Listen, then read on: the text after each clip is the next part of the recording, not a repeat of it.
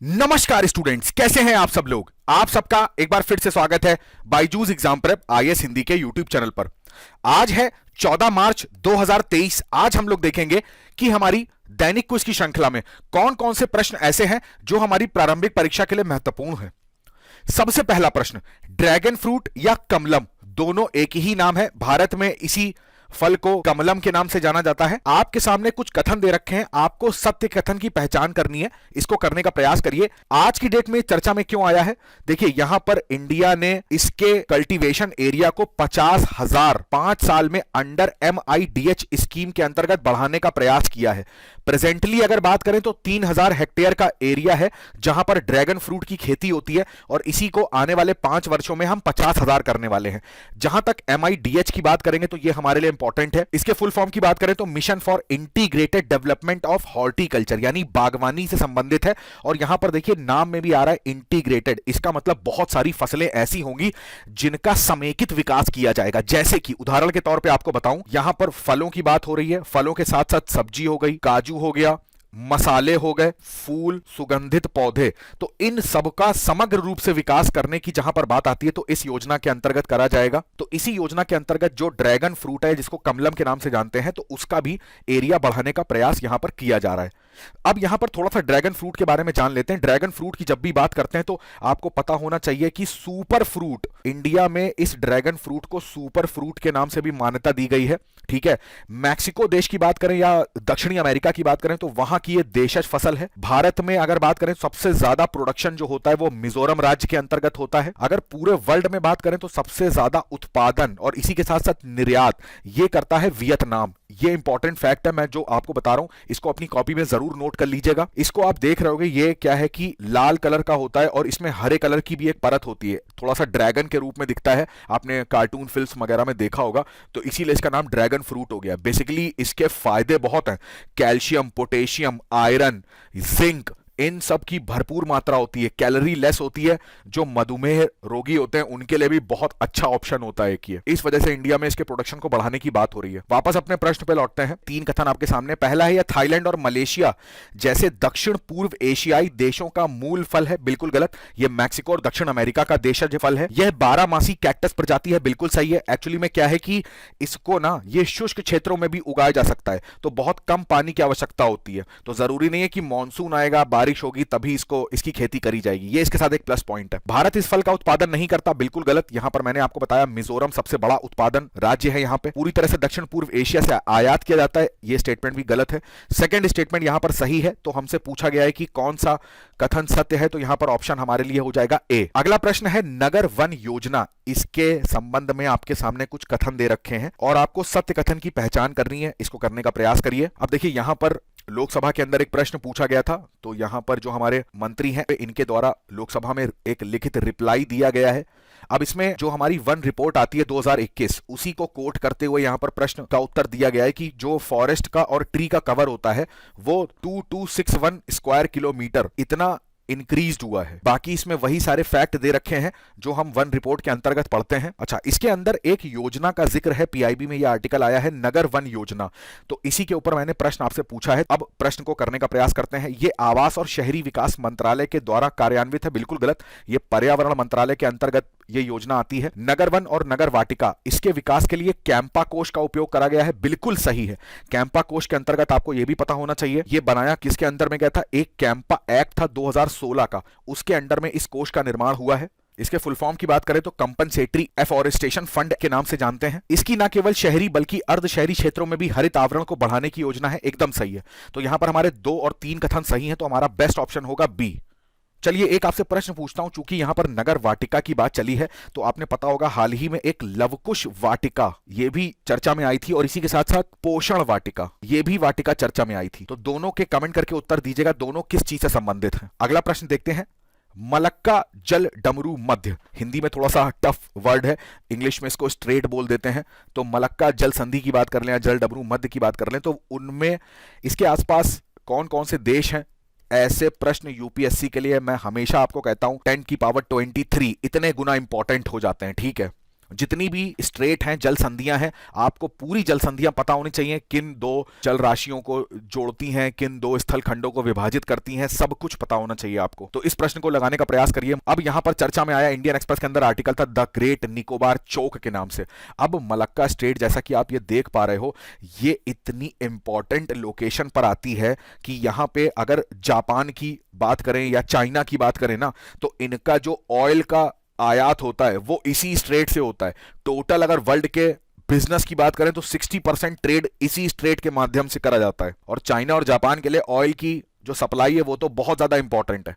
और यहीं पर हमारा अंडमान सी भी आता है। ये आप देखोगे साउथ चाइना सी है, तो बेसिकली ये स्टेट यहां पर आती है, तो अंडमान सी को साउथ चाइना सी से कनेक्ट करती है। तो यहां से चाइना और जापान से होने वाले जो भी ये वेसल्स होते हैं वो इसी से होकर गुजरते हैं। और यहीं पर हमारा अंडमान निकोबार पड़ता है, जहां पर इंडिया का ट्राई सर्विस वाला बेस बना हुआ है। और चाइना भी इस लोकेशन की इंपॉर्टेंस को समझता है। तो एक बार इसको साफ करके जरा इसके पास देश देख लेते हैं। तो आपको ये देखो, ये थाईलैंड देखने को मिल रहा है, ठीक है, ये मलेशिया हो गया, ये सिंगापुर हो गया, और यहां पर ये जो आप देख रहे हो यही देश इंडोनेशिया है। ब्रुनई आपको यहां पर देखने को नहीं मिलेगा, ब्रुनई थोड़ा सा दूर आपको देखने को मिलेगा। तो यहां पर स्टेट ऑफ मलक्का के पास हमें ये देश देखने को मिलते हैं। वापस अपने प्रश्न पे लौटते हैं। तो मलेशिया, इंडोनेशिया, सिंगापुर और थाईलैंड, ब्रुनई यहां पर नहीं मिलेगा। और इसको अगर आप देखोगे तो यहां पर सी ऑप्शन होगा, 1, 2, 4 और 5। अगला प्रश्न देखते हैं। सही कथन की पहचान करनी है। आपके सामने दो कथन दे रखे हैं, ASI से संबंधित हैं, दोनों को लगाने का प्रयास करिए। अब यहां पर वाटर हेरिटेज साइट्स के बारे में बात हुई है, तो आइडेंटिफिकेशन करा गया है 75 ऐसी साइट्स का। बट ये चीज यहां पर याद रखिएगा, जो वाटर हेरिटेज साइट है ना, ये हमारा जो एक्ट है जिसको ancient monuments and archaeological sites remains act बोलते हैं, उसके अंदर ऐसा कोई प्रोविजन नहीं है जिसके अंतर्गत हम वाटर हेरिटेज साइट को घोषित कर सकें। और कौन घोषित करे? ASI घोषित करे। तो ऐसा कोई प्रावधान एक्ट के अंतर्गत नहीं है। और यहां पर इसके लिए क्या करा गया है, जो हमारा जल शक्ति मंत्रालय है उसने एक समिति का निर्माण किया है। वो समिति क्या करी है, उस समिति ने 75 ऐसी साइट्स भारत के अंदर खोजी हैं जिनको हम लोग वाटर हेरिटेज साइट का दर्जा देंगे। ये PIB का आर्टिकल है, इसमें पूरी लिस्ट दे रखी है। आप एक बार जाके गूगल पे वाटर हेरिटेज साइट्स PIB लिखेंगे ना, तो PIB का जो आर्टिकल आएगा उसमें सारी लिस्ट है, कौन कौन सी लोकेशन, कौन कौन से स्टेट में है। तो एक बार आप उस लिस्ट को देख जरूर लीजिएगा। ASI की बात करें तो आपको पता होना चाहिए, संस्कृति मंत्रालय के अंतर्गत आता है, ठीक है, इंपॉर्टेंट है। तो पहला स्टेटमेंट है, भारतीय पुरातत्व सर्वेक्षण भारत सरकार की ओर से घरेलू और विदेशी दोनों विरासत स्थलों की मरम्मत में भाग लेता है। एकदम सही स्टेटमेंट है। जल विरासत स्थलों को ASI द्वारा प्राचीन स्मारक, पुरातत्व स्थल और अवशेष अधिनियम के तहत घोषित किया गया है। ये गलत है। मैंने आपको बताया कि ये अधिनियम के अंडर में ऐसा कोई भी प्रावधान नहीं है। तो यहां पर केवल पहला स्टेटमेंट सही होगा, तो इसका ऑप्शन हो जाएगा A। 2020 की प्रारंभिक परीक्षा में प्रश्न आया था, देखिए, संचार प्रौद्योगिकियों के संदर्भ में LTE लॉन्ग टर्म इवोल्यूशन कहते हैं और वोल्ट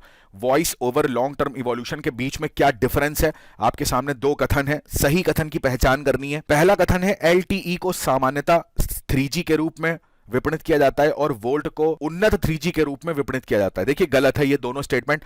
जब भी हम लोग LTE की बात करते हैं और वोल्ट की बात करते हैं, ठीक है, इसके ऊपर मैंने पूरा, आपको पता होगा, 5G के ऊपर एक लेक्चर बनाया था। आपने अगर नहीं देखा है तो उसको जाके देख लीजिएगा 5G के बारे में। और इसके पहले भी जो जनरेशन है 1G, 2G, 3G, 4G, इसके बारे में भी एक्सप्लेनेशन दिया हुआ है।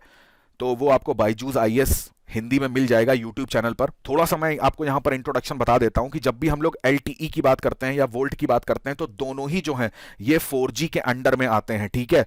4G की जब भी बात करते हैं तो यहां पर जो इंटरनेट की स्पीड है वो हाई स्पीड होती है और इसी के साथ साथ जो क्वालिटी है वो अपने पिछले जनरेशन से बहुत बेटर यहां पर दी जाती है। और दूसरा, यहां पर वॉइस प्लस डेटा, ये दोनों सर्विसेज को इनहैंस करता है। जब LTE लॉन्च हुआ था ना, तो पहली बार ऐसा बोला जा रहा था कि 480 पिक्सल्स के रिजोल्यूशन में हम लोग यूट्यूब का वीडियो देख पा रहे थे।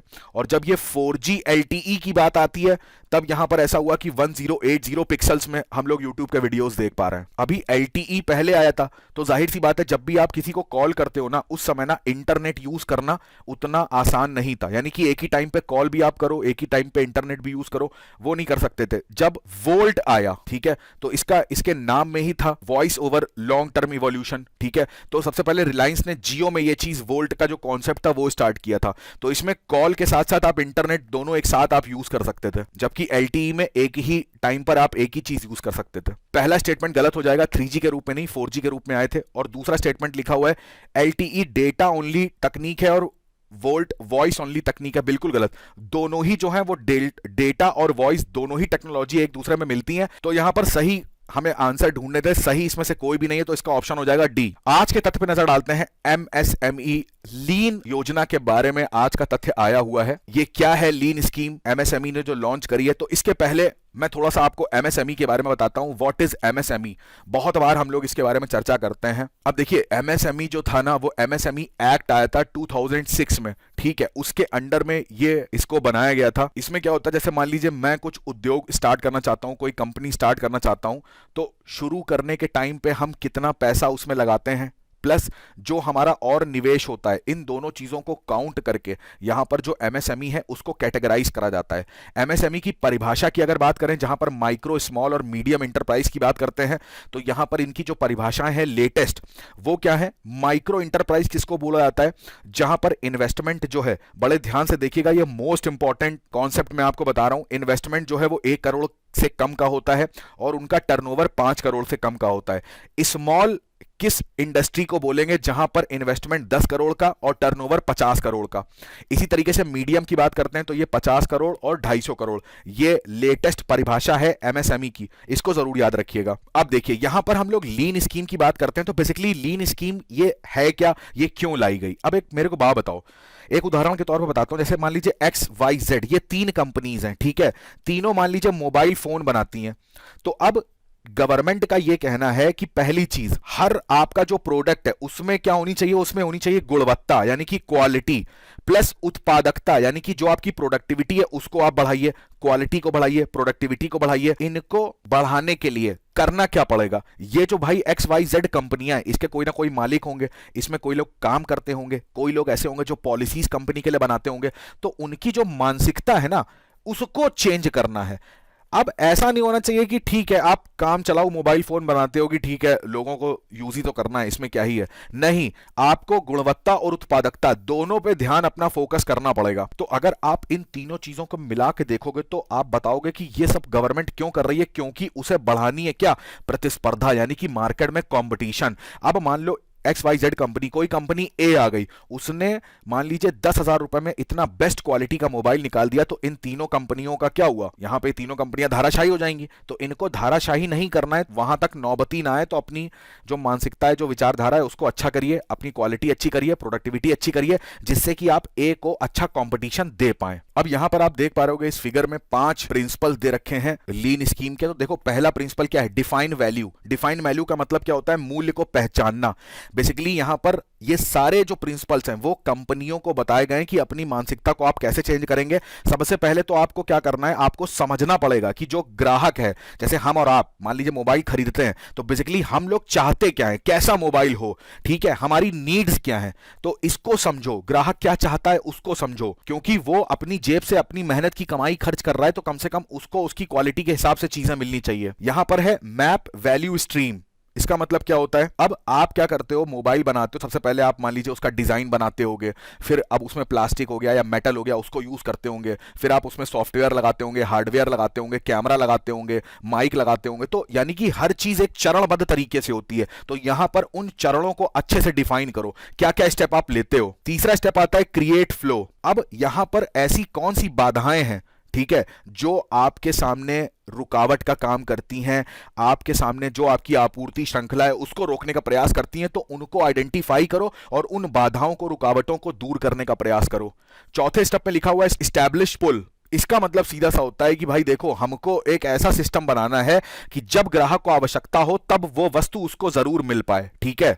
एक तरह से देखा जाए तो सप्लाई चेन में रुकावट नहीं होनी चाहिए। इससे क्या होगा, आपके पास ना एक्स्ट्रा इन्वेंट्री में सामान नहीं रहेगा, आपके पास एक्स्ट्रा गार्बेज नहीं रहेगा। अब आपके पास मोबाइल पड़े 50,000, बिक रहे मार्केट में 10,000, तो 40,000 मोबाइल जो है वो एक तरीके से प्लास्टिक कचरा ही तो है आपके आगे। तो ऐसा नहीं करना है हमको। और पांचवा और लास्ट स्टेप है परस्यूट परफेक्शन। इसका सीधा सा मतलब वही है जो मैंने पहले आपको बताया, क्वालिटी।